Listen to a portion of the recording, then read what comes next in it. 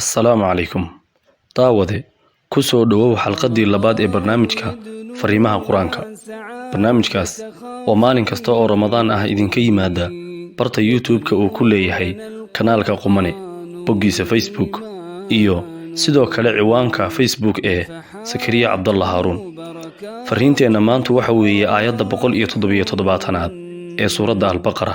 Rabbi waxa uu leeyahay أعوذ بالله من الشيطان الرجيم بسم الله الرحمن الرحيم ليس البر أن تولوا وجوهكم قبل المشرق والمغرب ولكن البر من آمن بالله واليوم الآخر والملائكة والكتاب والنبيين وآتى المال على حبه ذوي القربى واليتامى والمساكين وابن السبيل والسائلين وفي الرقاب وأقام الصلاة وآتى الزكاة والموفون بعهدهم إذا عاهدوا والصابرين في البأساء والضراء وحين البأس أولئك الذين صدقوا وأولئك هم المتقون. samafalku ma aha in aad wejiga u jeedisaan qorrax ka soo baxa iyo qorrax u dhaca.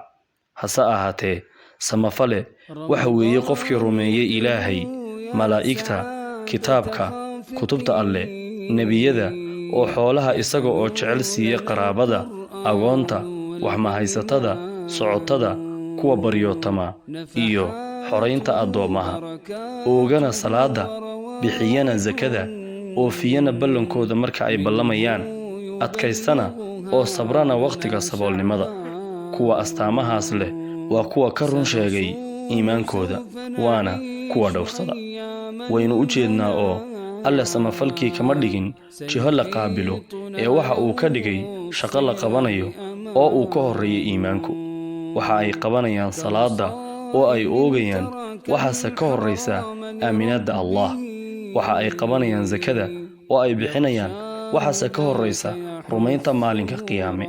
waxa ay qabanayaan xoolahooda oo ay qaraabada iyo cid kasta oo baahan siinayaan, waxaase ka horraysa rumaynta kutubta. u fiirso astaamaha dadka wanaagsan.